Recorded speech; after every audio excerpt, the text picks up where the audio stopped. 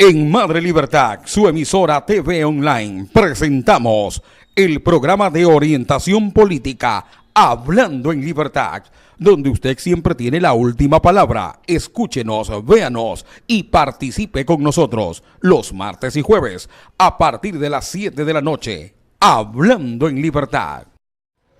Hola amigas y amigos, vamos a hablar una vez más con ustedes en libertad. Y hablando de la palabra libertad, acabamos de conmemorar y celebrar el 9 de octubre de 1820. Y definitivamente, a mí, como maestro de tantos años, me da mucha pena tener que comentar lo que voy a decir. Primero, que la gente ni se da por enterada, en su gran mayoría, qué es lo que se conmemora los 9 de octubre. Muchas veces se le pregunta a alguien qué está celebrando y dicen el feriado, pero no saben ni siquiera por qué es. Esa es la primera cosa. La segunda, lo poco que hacen los gobernantes para exaltar las fechas cívicas. En lugar de hacer cadenas nacionales, orientando a la ciudadanía por lo que se celebra, en lugar de mandar spots publicitarios, se mandan unos largos y lindos discursos tratando de decirnos a los ecuatorianos todo lo bueno que hacen por nosotros. Pero de lo que se conmemora, prácticamente nada. Y lo que es peor, se falsea la historia, que es algo que duele en el alma. Porque diera la impresión de que el 9 de octubre de 1820 solo fue un acto de los guayaquileños para liberarse del yugo español. Y no es así. Lo importante del 9 de octubre de 1820 es que Guayaquil demostró por qué su lema es Guayaquil por la patria. Y luego de obtener su libertad aquí en Guayaquil, gracias a la sagacidad, gracias a la inteligencia, gracias al fervor cívico, gracias al patriotismo de quienes hicieron esa gesta heroica, gracias a eso se pudo alcanzar la libertad de Guayaquil. Pero inmediatamente, ipso facto, Guayaquil tomó la decisión de ir a liberar a Quito y armó un ejército con gente de Guayaquil, con armas de Guayaquil, con dinero de Guayaquil, con vituallas de Guayaquil. Y se lanzaron a los campos de batalla a enfrentar con un ejército totalmente novato a las huestes españolas. Unas veces se triunfó, otras veces salimos derrotados. Pero ya con los refuerzos que llegaron de San Martín y de Bolívar, nos pudimos enfrentar con éxito un 24 de mayo de 1822 en las faldas del Pichincha a las huestes españolas comandadas por el comandante Aymerich. Y logramos vencerlos. Y Quito, que estaba a la expectativa, recibió el beneplácito de la libertad generada por guayaquileños. Sí, señor, generada desde Guayaquil, con el apoyo de batallones enviados por San Martín y por Bolívar. Pero el fuerte, el grueso de ese trabajo de libertad lo hizo Guayaquil. Sin embargo, para Guayaquil no hay grandes festejos. No hay. Y lo peor de todo es que el 24 de mayo, que debería exaltarse lo que hizo Guayaquil, diera la impresión de que el 24 de mayo lo hicieron los quiteños porque se celebra en Quito. Y no es así. Eso se llama falsear la historia. Allá se hacen las grandes paradas militares. Allá se va al templete del Pichincha a rendir homenaje a los héroes. Pero de Guayaquil, de la ciudad que generó la independencia del Ecuador, tratan de no acordarse. Eso hace el centralismo. Eso busca el centralismo.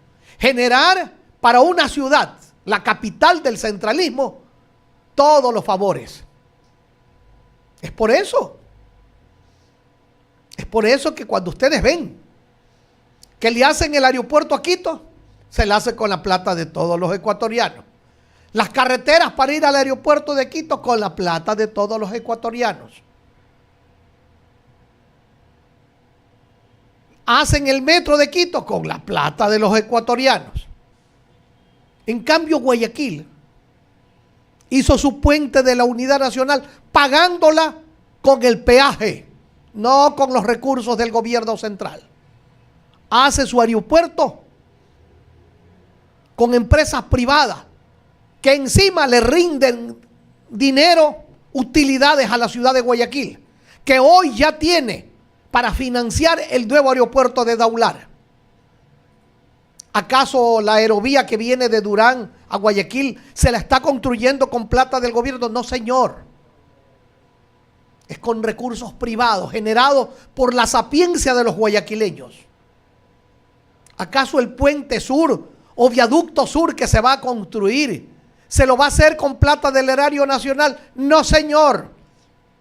Lo van a pagar quienes lo usen, fundamentalmente Guayaquil. Eso tenemos que tener en cuenta. Y ya debemos dejar de pensar en pequeño y ojalá comencemos a pensar en grande. Hoy puedo decir que si se construye el puente sur o viaducto sur, en alguna forma mis palabras no han caído en el vacío. La lucha que hemos emprendido hace muchos años no ha sido en vano. Pero tenemos una meta mucho más trascendente: llegar a la verdadera autonomía. ¿Y qué es la verdadera autonomía? La verdadera autonomía es que cada provincia, cada cantón, cada parroquia genere sus propios recursos para atender sus necesidades, sin esperar que el gobierno central le mande, luego de muchas gestiones, luego de caminar de rodillas, le mande por ahí un regalito cuando a ellos se les antoje. Todo lo contrario. De lo que recauda cada parroquia, cada cantón, cada provincia,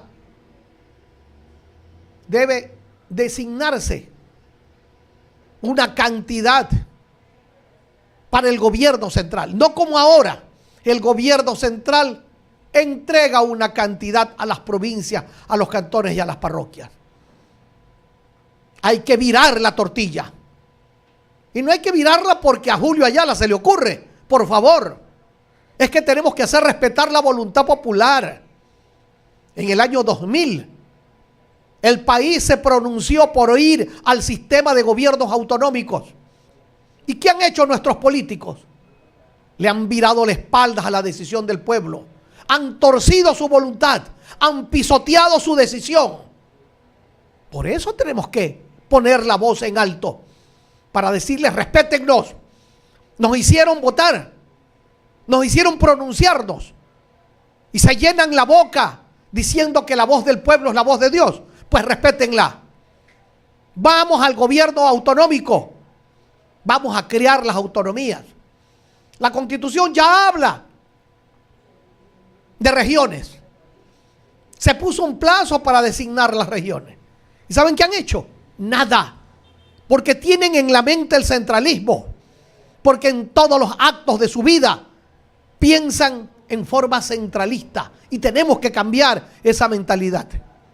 Tenemos que hacerlo y pronto. So pena de que este atraso que venimos arrastrando desde los primeros pobladores, Porque esto no es de ahora. Ya las tribus, nuestros antepasados ya eran centralistas. Ya los incas eran centralistas. Las colonias fueron centralistas. Las repúblicas han sido hasta el momento centralistas. Pero miren ustedes el ejemplo de otras naciones. Las naciones que abandonaron el centralismo. Las naciones que se convirtieron en estados federales o en repúblicas autonómicas. Esas están bien. No es que han dejado de tener problemas. Problemas habrá toda la vida. Pero esas son las naciones del primer mundo. Esas son las del G7, las del G20. Nosotros todavía nos siguen llamando Banana Republic. ¿Por qué razón? Porque vivimos en el atraso. Porque la corrupción va de la mano del centralismo. Porque los malos gobernantes son los primeros en proclamar el centralismo. Porque quieren tenerlo todo, disponer de todo, centralizarlo en ellos. Verbi Gracia, el señor Correa, que gobernó 10 años, dijo que el Estado era él, que él era jefe de todas las funciones del Estado, que él mandaba en el Ejecutivo, en el Legislativo, en el Judicial, en la Comisión de Transparencia y de Participación Social y de Control y no sé cuántas cosas que crearon. Él era el único. Él era el mandamás. ¿Qué es eso? Centralismo. Y mientras más centralismo hubo, más corrupción existió. Hoy estamos viéndolo. Las pruebas están allí. Pruebas al cántaro. ¿Qué podemos hacer? Pues alzar la voz. Alzar la voz. Y cuando ya estemos concientizados, ver cómo nos organizamos para hacernos sentir. Para salir a obligar a nuestros gobernantes a que no nos sigan engañando, a que no nos sigan pisoteando, a que no nos vean las caras de soquete permanentemente. Eso tenemos que hacer. Pero, ¿cuándo será? Difícil saberlo. A lo mejor no lo veré. Pero por lo menos me queda la satisfacción de decirlo en voz alta. Hoy quiero también reclamarle al gobierno central. 8 centrales hidroeléctricas. 8, amigos, 8.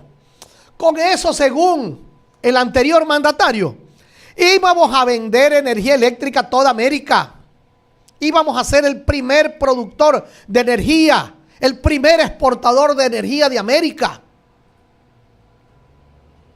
¿Y qué es lo que tenemos? Apagones a tutti frutti. Por doquier. Yo tengo una casa en la playa, pues los apagones son permanentes.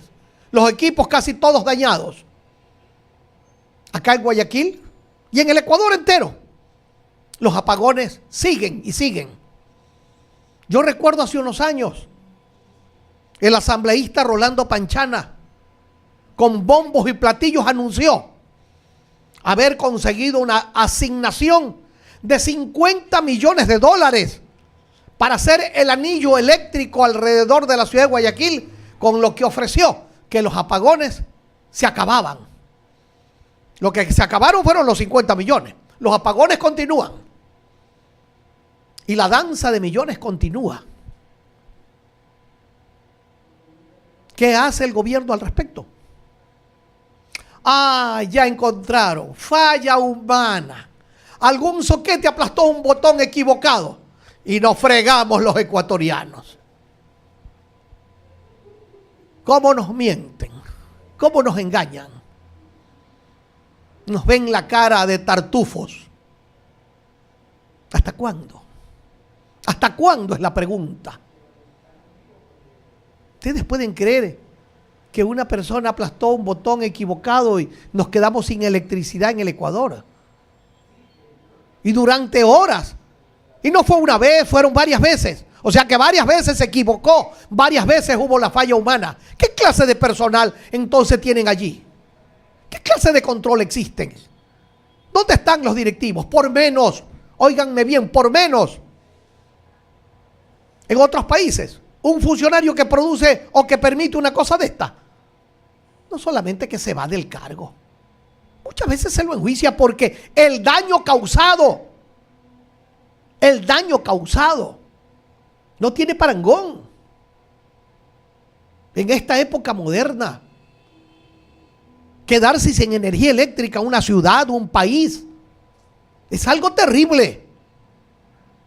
Más aún, cuando hemos derrochado, sobrepagado, hemos corrompido la construcción de 8 centrales hidroeléctricas. 8.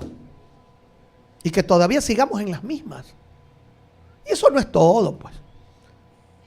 Usted se pregunta, querido amigo, todavía seguimos importando combustible, teniendo generación eléctrica. ¿Cómo es eso? ¿Acaso no nos ofrecieron que con eso íbamos a economizar en combustibles que dañan el ambiente y que nos cuestan muchísimo dinero y que se nos van las divisas, se nos van los dólares que tanto necesitamos? ¿Y dónde está eso? Ustedes han visto los transportes usar energía eléctrica. Ustedes han visto cocinar con energía eléctrica.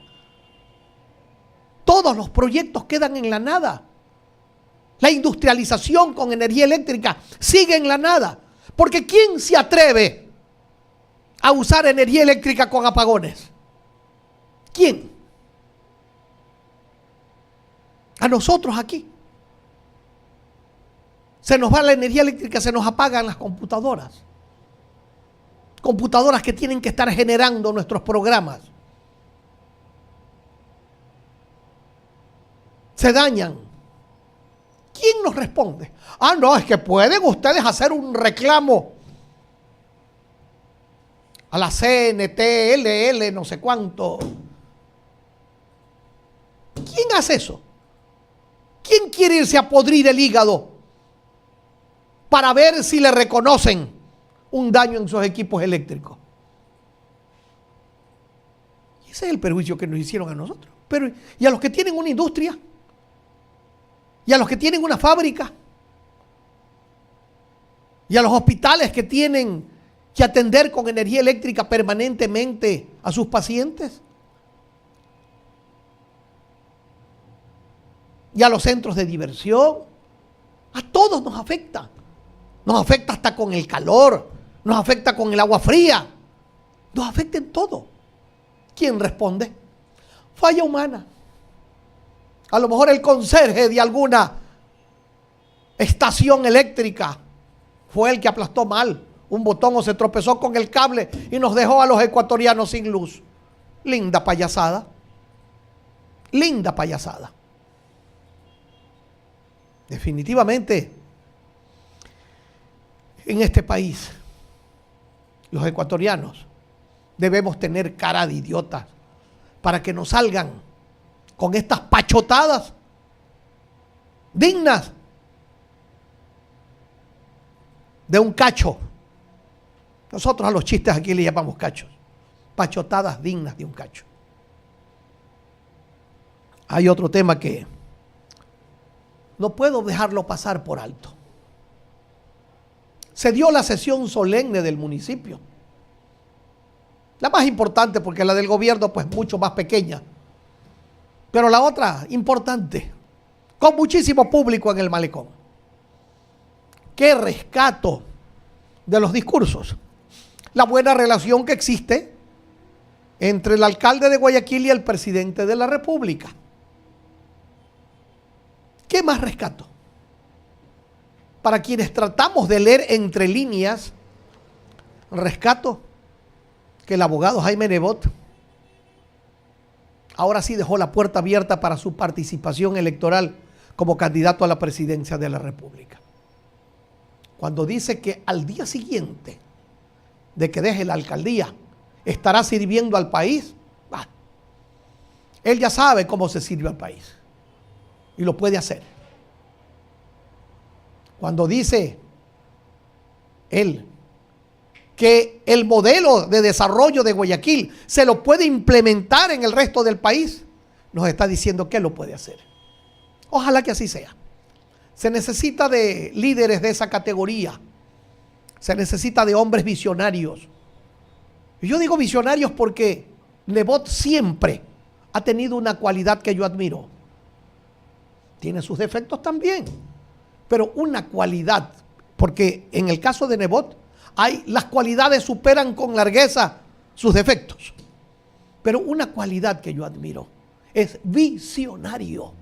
Mira más allá de lo que miran los miopes de la política, que no ven más allá de sus narices. Yo recuerdo allá por el año 1984, cuando Nebot como gobernador plantea la construcción de la perimetral. Los políticos y especialmente los centralistas se le vinieron encima.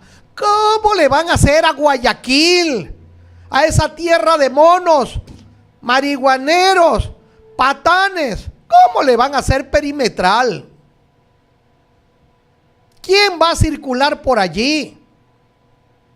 Y Nebot visionariamente se impuso. ¿Qué es la perimetral ahora? Es la calle más importante del Ecuador.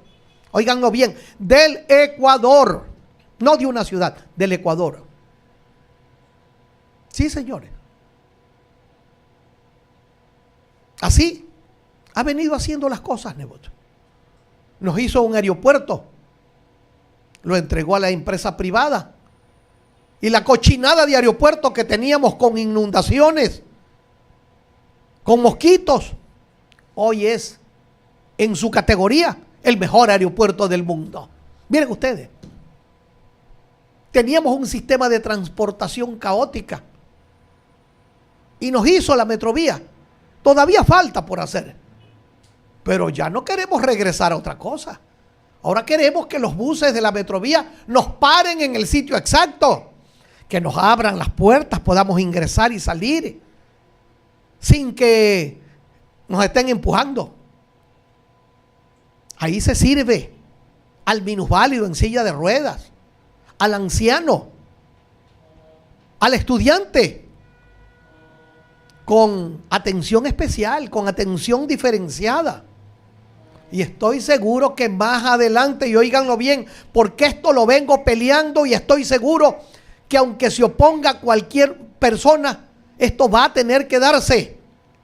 La Metrovía con precios diferenciados tiene que darse. Se está subutilizando las rutas de la Metrovía. Hay personas que pueden pagar un pasaje un poco más caro para ir cómodamente sentados, para ir con aire acondicionado. Y eso significaría que los carros se quedarían en sus casas y no tendríamos ese atolladero de tránsito que hoy por hoy tenemos con una ciudad que ha crecido lamentablemente mucho más rápido de sus rentas. Sí, señor. Pero Nebot ha sido visionario en eso. Está construyendo los puentes que se necesitan para unir San Borondón con Guayaquil, Daule con Guayaquil. Si se hace el viaducto sur, estaremos mucho mejor. La aerovía es un gran paso. Eso solamente hacen los visionarios. Aquellos que miran al futuro. Aquellos que se dan cuenta de lo que una ciudad o un país puede necesitar. Por eso, al señor Nebot yo le reconozco ese enorme mérito. Enorme mérito. ¿Cómo negar que Guayaquil ha progresado? Yo, al igual que muchos guayaquileños, estamos pensando, quien lo reemplace en la alcaldía, ¿tendrá las mismas ejecutorias del abogado Nebot? Ojalá que sí. Ojalá que sí. Ojalá que sí. Por el progreso de esta ciudad que se lo merece. Ciudad crisol de la ciudadanía, crisol de la nacionalidad, crisol de todas las razas, crisol de todos los credos, crisol de todas las políticas, crisol de todas las libertades. Porque eso es Guayaquil. Eso es Guayaquil. Ojalá que quien lo reemplace tenga las mismas cualidades del abogado Nebot. Y hablando de Nebot, él es el presidente honorario o vitalicio, no recuerdo exactamente, del Club de Sport Barcelona. El equipo de fútbol más importante y popular del Ecuador. Lamentablemente el equipo está de capa caída. Y algunos dicen que tras cuerdos palos. Ya vemos por ahí noticias que dicen que sus jugadores están atrasados en los pagos. Y el municipio también. Pagos que debieron haberse realizado en administraciones anteriores, no se las hicieron. Y ahora tienen que cobrarlo, so pena de que el municipio sea glosado. Debe ser muy duro para el presidente vitalicio de una función, al mismo tiempo alcalde, tener que cobrarle al equipo de sus amores y tener que hacerlo porque es su obligación. El actual presidente del Barcelona tiene aspiraciones políticas, legítimas o ilegítimas, eso que lo juzgue el pueblo. Pero en este momento, esas puertas hacia una prefectura se le comienzan a cerrar porque nuestro pueblo no es un pueblo analítico de la personalidad del político. No es un pueblo que analiza sus pros y sus contras. No es un pueblo que ve los antecedentes del político. Es un pueblo que se deja llevar muchas veces por las emociones. Y dicen que hay 2 candidatos fuertes a la prefectura. Y los 2 ex arqueros de Barcelona, el señor José Francisco Ceballos y el señor Carlos Luis Morales. Pero por ahí, por las tranqueras, dicen que aparece otro arquero que no ha brillado en equipos profesionales, pero que dice él también es un gran arquero. El hermano o el gran hermano del expresidente Correa, el ingeniero Fabricio Correa, también dice que se va a lanzar. También por ahí se habla de una distinguida dama de la política ecuatoriana, doña Cecilia Calderón. Bueno, van surgiendo los candidatos y a lo mejor van a surgir también candidatos y candidotes para todas las dignidades que se van a poner en juego en las próximas elecciones. Siempre hago esta recomendación, ecuatorianos. No critiquemos lo malo que hacen los políticos. Elijamos bien. Nos evitamos la crítica. ¿Para qué criticarlos después de que los elegimos mal? Mejor elijamos bien y seguramente no tendremos nada que criticar. Hemos visto ya el movimiento de los candidatos. Algunos ilustres desconocidos, otros conocidos, pero por otras funciones, no por la política, no por sus dotes de administradores de la cosa pública, sino por otras razones. Yo no sé si está bien o no, pero diera la impresión de que los partidos políticos les preocupa tener gente conocida antes que gente capaz. Así pasa también con el gobierno. Acabo de ver las nóminas que se presentan para el Consejo de Participación Ciudadana y Control Político. Las nóminas de los candidatos para el famoso Consejo de la Judicatura. Y créanme, con honrosas excepciones, quienes ahí aparecen tienen la enorme cualidad de ser ilustres desconocidos. Yo siempre digo, como cuando jugábamos a los pepos, a los ñocos en la muchachada, jugábamos de limber, de películas, de billuzos, y el que se presentaba a jugar, uno le decía, ¿y con qué te arropas? Pinta lo que tienes. Lo mismo le diría yo a estos candidatos y candidotes. ¿Con qué te arropas? Pinta lo que tienes. Dime realmente quién eres. A lo mejor yo soy el equivocado. A lo mejor necesitamos ilustres desconocidos. A lo mejor necesitamos gente que nunca ha estado en nada. A lo mejor. Pero yo siempre me he guiado por el antecedente de las personas. A mí siempre me ha gustado saber por quién voto, qué méritos tiene, qué hizo en el pasado, tiene o no tiene calidad de líder. ¿Es una persona inteligente que va a aportar?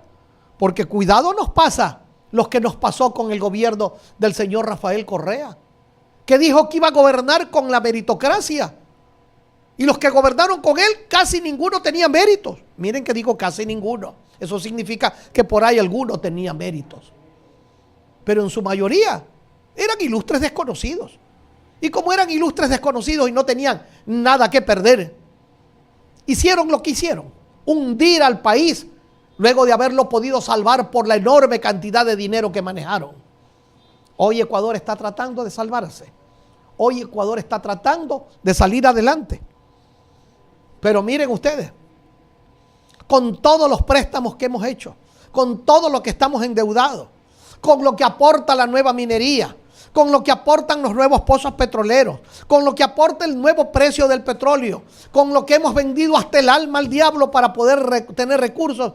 Sin embargo, el Ecuador en este año apenas va a crecer en el 1.5 del Producto Interno Bruto.